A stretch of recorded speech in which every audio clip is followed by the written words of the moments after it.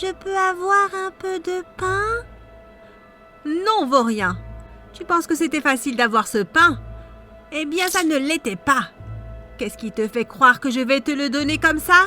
Mais je ne veux pas le pain entier. Juste un tout petit peu. Je sais que tu veux juste un petit bout, mais ce petit bout est aussi important pour moi.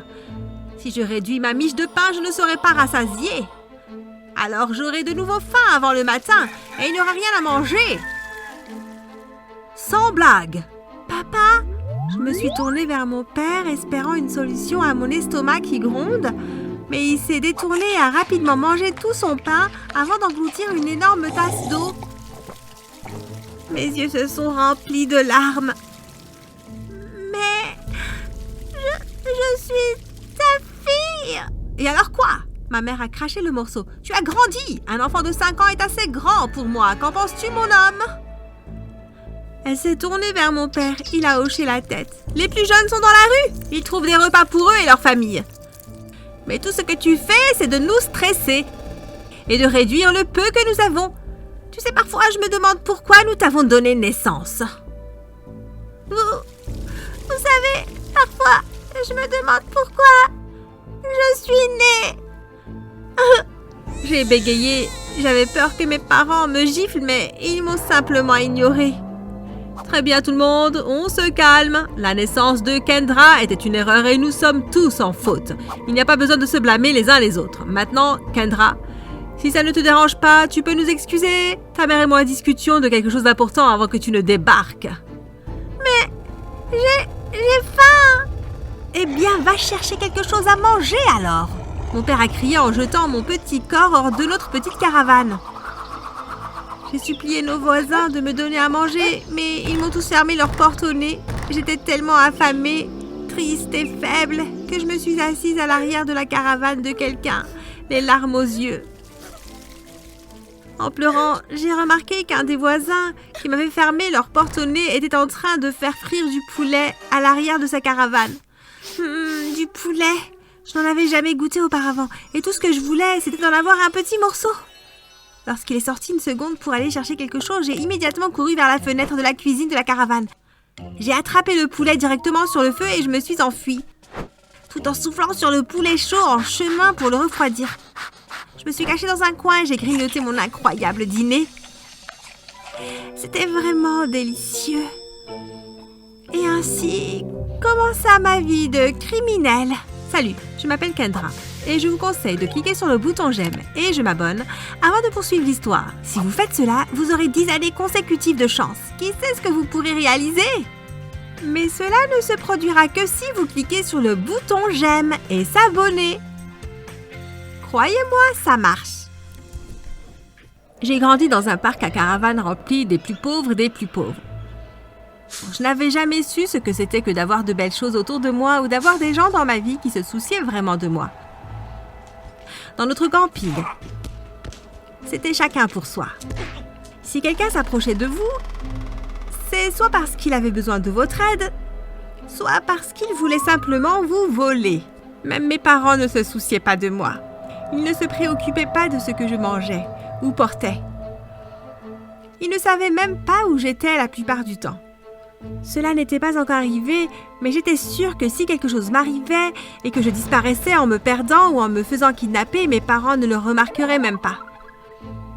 Ils pourraient passer des semaines ou des mois sans me voir, ou ils ne sourcilleraient pas. Dès l'âge de 5 ans, j'ai dû apprendre à prendre soin de moi.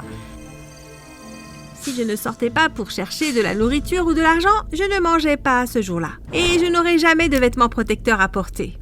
Après l'incident du poulet, je ne voulais plus voler parce que je n'aimais pas ce que je ressentais. Alors j'ai essayé de travailler pour des gens à l'intérieur et à l'extérieur du camping. Mais ils ne m'ont jamais rien donné, ni nourriture, ni eau, rien. J'avais passé toute la journée à nettoyer la maison d'un homme et les environs quand je lui ai demandé si je pouvais avoir un peu de nourriture parce que je me sentais sur le point de m'évanouir. À ma surprise, cet homme a explosé. Et qui penses-tu être pour me demander de la nourriture? Tu devrais t'estimer heureuse que nous t'ayons laissé contempler notre magnifique propriété. Mais au lieu de cela, tu es ingrate et tu demandes de la nourriture. » Sa femme enceinte est sortie et a posé sa main sur son épaule. Je pensais qu'elle allait être un peu plus prévenante et le supplier de m'écouter. Mais chose choquante, la prochaine chose que j'ai entendue était « Chérie, je t'ai dit que nous n'aurions pas dû laisser cette paysanne entrer chez nous en premier lieu. Maintenant, regarde ça. » Elle s'est soudainement fait pousser des ailes et a décidé de nous manquer de respect. Je suis tellement désolée. Je ne voulais pas vous manquer de respect. Je suis vraiment désolée. Je suis juste affamée. Je me fiche de savoir si ça vient de la poubelle. Honnêtement, je vous en prie. Aidez-moi. Quitte cet endroit immédiatement et ne reviens jamais. L'homme a crié. Les gardes de sécurité se sont approchés et m'ont jeté hors du bâtiment. Alors que je pleurais et que je m'éloignais, le fils d'un agent de sécurité s'est soudainement précipité hors du portail avec un sac à papier sale. Il me l'a tendu, m'a fait signe et est reparti en courant. Je l'ai ouvert et il était rempli de morceaux de pain souillés, de ragoût, des restes de la cuisine. Ça sentait si bon que j'ai pleuré et souri en mangeant pour la première fois en 2 jours. C'est alors que j'ai décidé que j'en avais fini d'être gentille. J'ai ciblé toutes les maisons qui continuaient à me blesser et à me rejeter et j'ai commencé à leur voler de la nourriture. J'en ai gardé la plupart dans notre caravane, dans une cachette où mes parents ne pouvaient pas les trouver. Et en moins d'1 semaine, j'avais déjà assez de nourriture séchée, de céréales et d'autres choses qui allaient durer des mois pour moi et ma famille.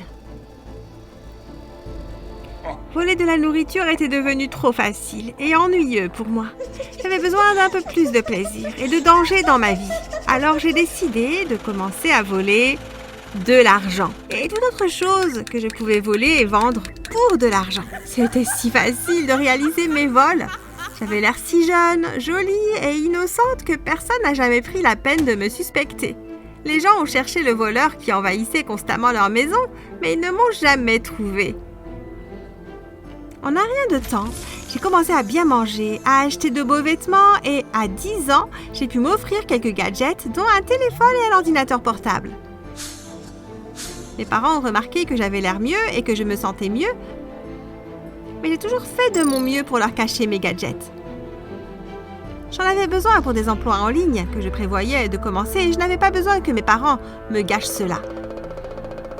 Mais ce que je ne savais pas à l'époque, c'est que mes parents étaient destinés à gâcher toutes les bonnes choses qui me seraient arrivées tant que je vivais avec eux. Un jour, je suis rentrée chez moi après un vol réussi et j'ai découvert que mes parents avaient trouvé et vidé ma cachette. Toutes les denrées alimentaires, les vêtements et l'argent que j'avais économisé au fil des ans avaient disparu. Même mes gadgets avaient disparu.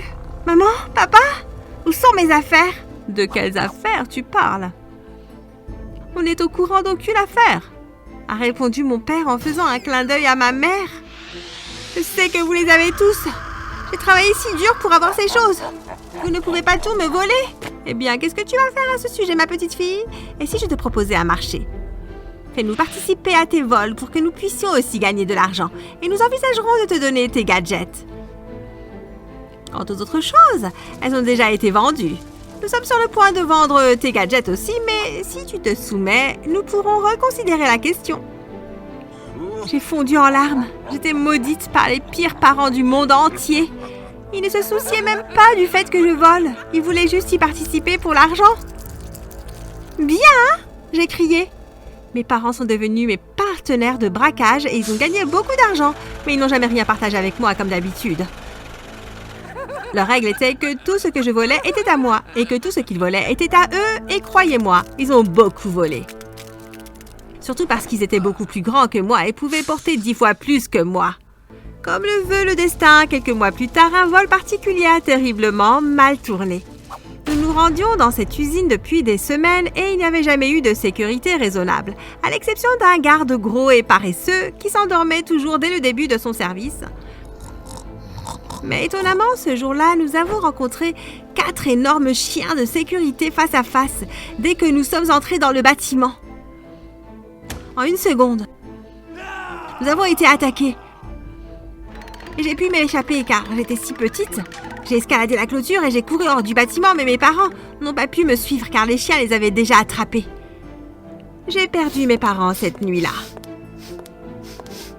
Je ne pensais pas que des gens aussi méchants me manqueraient un jour, mais c'est le cas, terriblement. Je pense que c'était pire parce que j'étais là quand tout est arrivé. Les flics sont venus et m'ont interrogée, mais j'ai menti. Je leur ai dit que je n'avais jamais su que mes parents avaient quitté notre caravane parce que j'avais dormi profondément toute la nuit. La caravane autrefois bruyante est devenue très calme, ennuyeuse et solitaire.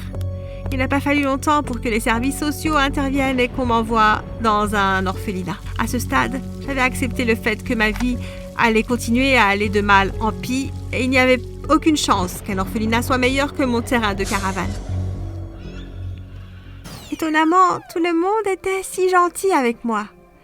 Ils comprenaient ma perte car la plupart d'entre eux avaient vécu la même chose et ils sympathisaient avec moi. En très peu de temps, les 10 orphelines et moi sommes devenus les meilleurs amis du monde et nous nous sommes tous beaucoup aimés. Ils m'ont appris beaucoup de choses, notamment à être gentille, patiente, obéissante, polie et féminine. 5 choses dont j'étais à l'opposé. Je suis restée à l'orphelinat et j'ai profité de ma nouvelle vie avec mes meilleurs amis et mes sœurs pendant 3 ans. J'ai travaillé très dur et j'ai été appréciée et récompensée pour tout mon travail et mon dévouement.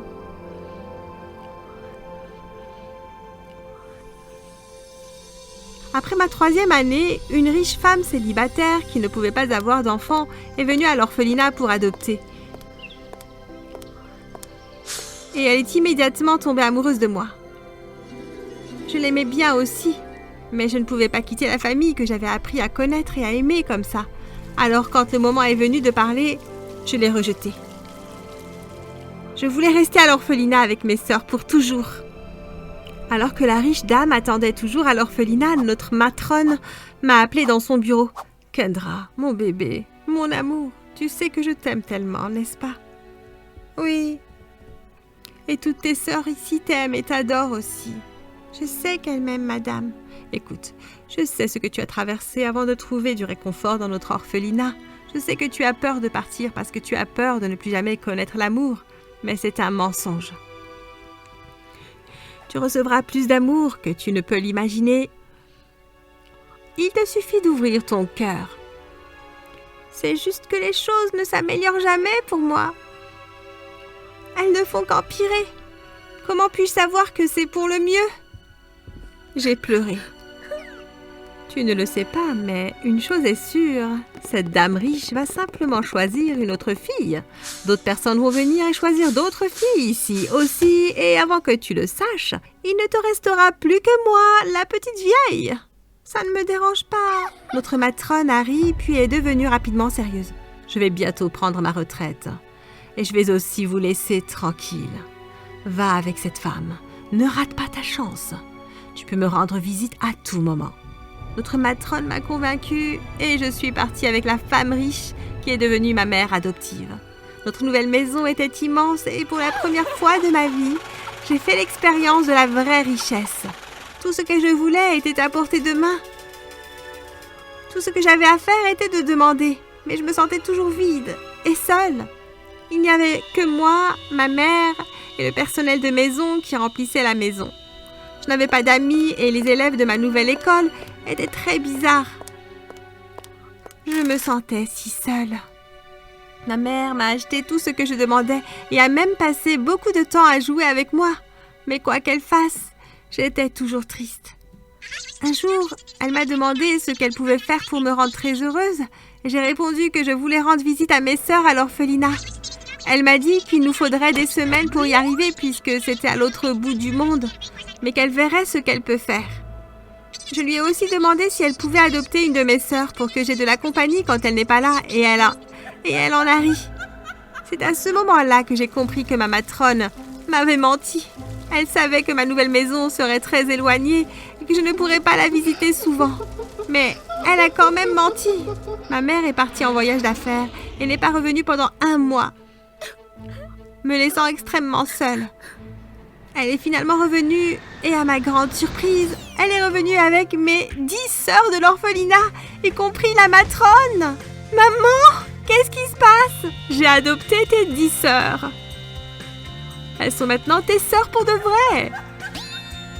Quant à ta matrone, elle sera notre gouvernante et vivra avec nous, vous gardant tous en ordre jusqu'à ce que vous soyez tous adultes. Quoi? J'ai crié joyeusement.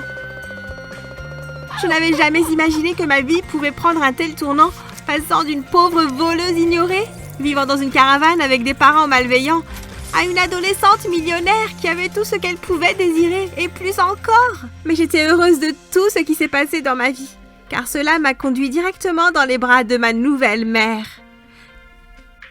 Aimez et abonnez-vous pour des histoires intéressantes comme celle-ci.